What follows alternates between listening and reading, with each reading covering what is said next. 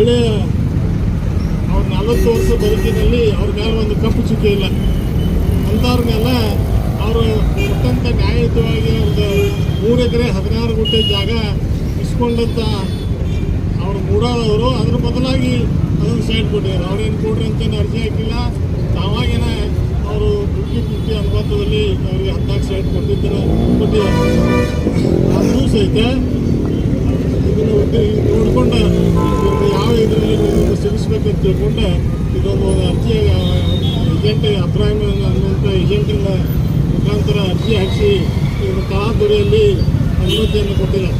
ಇದಕ್ಕೆ ನಾವೆಲ್ಲರೂ ಕೂಡಿಕೊಂಡು ಇದನ್ನು ಅಕಸ್ಮಾತ್ ಇವರು ಇದೇ ರೀತಿ ಮುಂದುವರಿಸಿದ್ದಾದರೆ ನಾವೆಲ್ಲ ಕಾಂಗ್ರೆಸ್ ಕಾರ್ಯಕರ್ತರು ಹಾಗೂ ಎಲ್ಲ ನಮ್ಮ ಸಮಾಜದವರೆಲ್ಲ ಕೂಡಿಕೊಂಡು ಉಗ್ರವಾಗಿ ಪ್ರತಿಭಟನೆ ಮಾಡ್ತೀವಿ.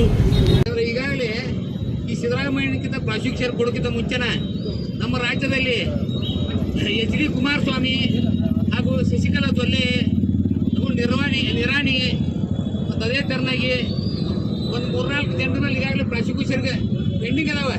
ಮೊದಲ ಆ ಕೇಸ್ ಮುಗಿದಕ್ಕಿಂತ ಮೊದಲ ಗುಜರಾತ್ನಲ್ಲಿ ಏನೈತಿ ಈ ಸರ್ಕಾರಕ್ಕೆ ಕಳಂಕ ತರಬೇಕು, ನೀವು ಚೆನ್ನಾಗಿ ಚಲೋದಾಗಿ ಒಂದು ಸ್ಕೀಮ್ ಮಾಡಿ ಅಧಿಕಾರ ನಡೆಸಾಕ್ತಾರೋ ಹೆಂಗಾರು ಮಾಡಿ ಸರ್ಕಾರ ಕೆಡಬೇಕಂತೇಳಿ ಹುನ್ನಾರದಂದ್ರೆ ಇವು ಷಡ್ಯಂತ್ರ ಮಾಡಿ ಕುಮಾರಸ್ವಾಮಿ ಆರ್ ಅಶೋಕ ಇವೆಲ್ಲ ಕೂಡ ಒಂದು ಷಡ್ಯಂತ್ರ ಮಾಡಿ ಸರ್ಕಾರಕ್ಕೆ ಒಂದು ಕಪ್ಪು ಮಸಿ ಬೆಳಿಬೇಕು.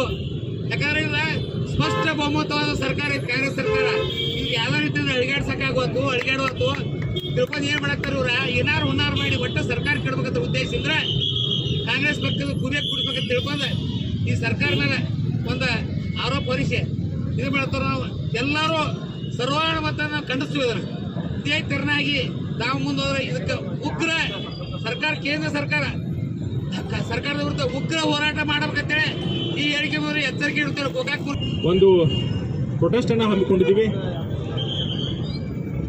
ನಮ್ಮ ಸಿದ್ದರಾಮಯ್ಯನವರು 1980ರಿಂದ ತಮ್ಮ ರಾಜಕೀಯವನ್ನು ಜೀವನವನ್ನು ಪ್ರಾರಂಭ ಮಾಡಿದ್ರು. ಆವತ್ತಿಂದ ಇವತ್ತಿನವರೆಗೆ ಅವರ ಒಂದು ರಾಜಕೀಯ ಜೀವನ ಯಾವುದೇ ಒಂದು ಕಪ್ಪ ಚುಕ್ಕೆ ಇಲ್ಲದಂಥ ಒಂದು ಜೀವನ ನಡೆಸಿದ್ರು. ಹಲವಾರು ಬಾರಿ ಶಾಸಕರಾಗಿದ್ದಾರೆ ಮತ್ತು ರಾಜ್ಯದಲ್ಲಿ ಅತಿ ಹೆಚ್ಚಿನ ಬಜೆಟ್ ಅನ್ನು ಮಂಡಿಸಿದಂಥ ಒಬ್ಬ ಮುಖ್ಯಮಂತ್ರಿ ಆಗಿದ್ದಾರೆ. ಡೆಪ್ಯೂಟಿ ಮಿನಿಸ್ಟರ್ ಆಗಿದ್ದಾರೆ, 2 ಬಾರಿ ಮುಖ್ಯಮಂತ್ರಿ ಆಗಿದ್ದಾರೆ. ಇಂಥ ಒಬ್ಬ ಪ್ರಾಮಾಣಿಕ ವ್ಯಕ್ತಿ ಅವರ ಜೀವನ ನೋಡೋದ್ರೆ ಸರಳ ಜೀವನದ. ಅವರ ಮನೆ ಅವರ ಆಸ್ತಿ ನೋಡಿದ್ರೆ ಇವತ್ತು ಒಬ್ಬ ಗ್ರಾಮ ಪಂಚಾಯತ್ ಅಧ್ಯಕ್ಷ ಒಂದು ಮಹಲ್ ಅಂತ ಮನೆ ಕಟ್ತಾರ. ಆದ್ರೆ ಅವರು ತಮ್ಮ ಈ 80ನೇ ವಯಸ್ಸಿನಾಗ ಮನೆ ಕಟ್ಟತಾರ. ಅಂತ ಒಬ್ಬ ಪ್ರಾಮಾಣಿಕ ರಾಜಕಾರಣಿ ನಮ್ಮ ಸಿದ್ದರಾಮಯ್ಯನವರು. ಇಡೀ ದೇಶದಲ್ಲಿ ಯಾರಾದರೂ ಪ್ರಾಮಾಣಿಕ ರಾಜಕಾರಣಿ ಇದ್ರೆ ಅವರು ನಮ್ಮ ಮುಖ್ಯಮಂತ್ರಿ ಆದಂತಹ ಸಿದ್ದರಾಮಯ್ಯನವರು. ಇಂಥ ಒಬ್ಬ ಮುಖ್ಯಮಂತ್ರಿಯನ್ನ ಪಡೆದಂತಹ ನಾವೇ ದಂಡರಂತ ಹೇಳಬೇಕಾಗ್ತದೆ. ಇವತ್ತು ರಾಜ್ಯಪಾಲರು ಏನು ಮುಡಾದಲ್ಲಿ ಒಂದು ಹಗರ ನಡೆದು ಅಂತ ಹೇಳಿದವ್ರೆ, ಅದು ನಮ್ಮ ಸಿದ್ದರಾಮಯ್ಯನವರ ಶ್ರೀಮತಿ ಅವರಿಗೆ ಒಂದೇನು 3 ಎಕರೆ ಮುಡಾ ಅದವ್ರು ಏನು ತಗೊಂಡಿದ್ರಲ್ಲ ಅದರ ಬದಲಾಗಿ ಒಂದು 14 ಪ್ಲಾಟ್ ಕೊಟ್ಟಿದ್ದಾರೆ. ಇದನ್ನ ಒಂದು ಸಣ್ಣದ ಒಂದು ವಿಷಯ ಅಂತ ಮಾಡಿಕೊಂಡು ಇವತ್ತು ರಾಜ್ಯಪಾಲರು ಕೇವಲ 24 ಗಂಟೆಗಳ ಒಂದು ಪ್ರಾಸಿಕ್ಯೂಷನ್ ಆರ್ಡರ್ ಮಾಡಿಸಿದ್ದಾರೆ.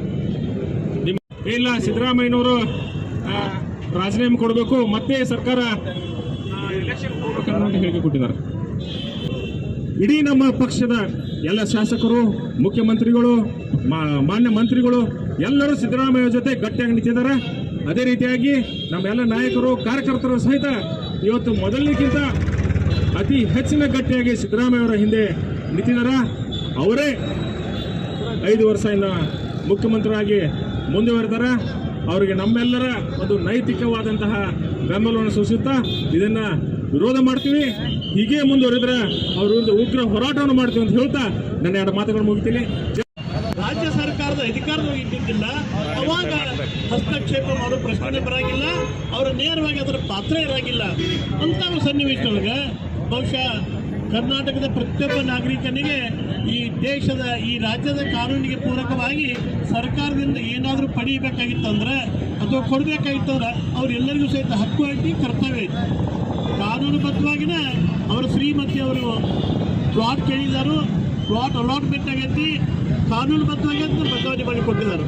ಅಂಥ ಸ್ಥಿತಿ ಒಳಗೆ ಅದು ವ್ಯವಹಾರ ಅವ್ಯವಹಾರ ಆಗೈತೋ ಸರಿ ಆಯಿತು ಅನ್ನೋದನ್ನ ತನಿಖೆ ಮೇಲೆ ನಿರ್ಣಯ ಆಕೈತಲ್ಲ. ಅಕಸ್ಮಾತ್ ಆಪಾದನೆ ಬಂದಾಗ ತನಿಖೆ ಮೇಲೆ ಒಂದು ಮುಂದಿನ ವ್ಯವಸ್ಥೆ ನಿರ್ಮಾಣ ಆಕೈತಿ. ಆದರೆ ಕೇವಲ ಆಪಾದನೆ ಮೇಲನ ಅವರ ರಾಜೀನಾಮೆ ಕೊಡಬೇಕು ಅನ್ನೋಂಥ ವಾದ ಏನಿತ್ತ ಅದನ್ನು ನಿಜವಾಗಿಯೂ ಸಹಿತ ಇತ್ತಂಡವಾದ ಅಥವಾ ಅದನ್ನು ಸಹಿಸಲಿಕ್ಕೆ ಸಾಧ್ಯ ಇಲ್ಲ. ಬಹುಶಃ ಈ ಹಂತ ಹೆಂಗೈತಿ, ನಾವು ಮಾಧ್ಯಮದೊಳಗೆ ಅಥವಾ ಈ ಪಕ್ಷದವರು ಹೇಳೋದು ಏನು ಕೇಳಾಕ್ತು ಅಂದ್ರೆ ಸಿದ್ದರಾಮಯ್ಯವ್ರು ತಕ್ಷಣ ರಾಜೀನಾಮೆ ಕೊಡಬೇಕು ಅನ್ನೋಂಥ ಒಂದು ಕೂಗನ್ನು ನಾವು ಕೇಳಾಕ್ತು. ಆದ್ರೆ ಈ ಹಂತದೊಳಗೂ ಸಹಿತ ಅದು ಅವಶ್ಯಕತೆ ಇಲ್ಲ. ಯಾಕಂದ್ರೆ ಸಿದ್ದರಾಮಯ್ಯನವ್ರಿಗೆ ರಾಜ್ಯಪಾಲರು ಕಾನೂನಿನ ಅನುಮತಿ ಕೊಟ್ಟಿದ್ರು ಸಹಿತ ಅದಕ್ಕಿನ್ನೂ ಭಾಳ ಹಂತದಾವ. ಅದಕ್ಕೆ ತನಿಖಾ ಆಯೋಗ ನೇಮಿಸಬೇಕು, ತನಿಖೆ ಆಗಬೇಕು. ಆ ತನಿಖೆ ಒಳಗೆ ಅವ್ರು ತಪ್ಪು ಮಾಡಿದಾರೆ ಅಂತ ವರದಿ ಆಗಬೇಕು, ಅದರ ಮೇಲೆ FIR ಆಗಬೇಕು. FIR ಆಗಿ ಕೋರ್ಟ್ನಾಗ ಕೇಸ್ ನಡೆದ ಅವರ ಇವತ್ತು ಆರೋಪ್ಯತೆ ಸಾಬೀತಾಗಬೇಕು. ಬಹುಶಃ ಅಪಾದನೆ ಬಂದಾಗ ರಾಜೀನಾಮೆ ಕೊಡ್ಕೊತ ಹೋಗುವಂಥ ಸನ್ನಿವೇಶ ಏನಾದರೂ ಈ ದೇಶದೊಳಗೆ ರಾಜ್ಯದ ನಿರ್ಮಾಣ ಆದ್ರೆ ಯಾವ ಶಾಸಕರು ಮತ್ತು ಸಚಿವರು, ಯಾವ ಮುಖ್ಯಮಂತ್ರಿಯೂ ಸಹಿತ ಅಧಿಕಾರದೊಳಗೆ ಮುಂದುವರಿಯಕ್ಕೆ ಸಾಧ್ಯ ಇಲ್ಲ ಅನ್ನೋ ವಾಸ್ತವ ಸತ್ಯವನ್ನು ಸಹಿತ ನಾವೆಲ್ಲ ತಿಳ್ಕೊಬೇಕಾಗತ್ತಿ.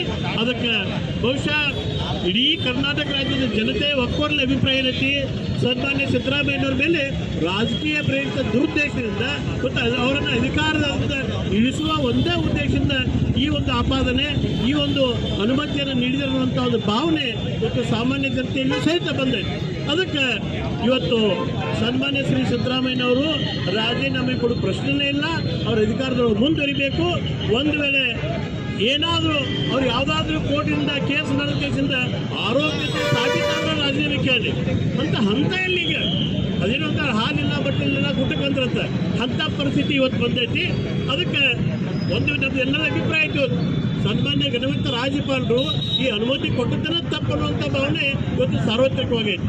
ಅದಕ್ಕೆ ಈ ಎಲ್ಲ ಇಡೀ ನಾಡಿನ ಜನತೆ, ಈ ಶಾಸಕಾಂಗ, ಈ ಎಲ್ಲ ಮಂತ್ರಿಮಂಡಲ ಸನ್ಮಾನ್ಯ ಸಿದ್ದರಾಮಯ್ಯನವ್ರ ಹಿಂದೈತಿ. ಕಾಂಗ್ರೆಸ್ ಪಕ್ಷನೂ ಸಹಿತ ಸಿದ್ದರಾಮಯ್ಯನವ್ರ ಹಿಂದೈತಿ. ಅವ್ರು ಎದಗೊಂದು ಪ್ರಶ್ನೆನೇ ಇಲ್ಲ. ಅವ್ರ ಅಧಿಕಾರದೊಳಗೆ ಮುಂದುವರಿಲಿ.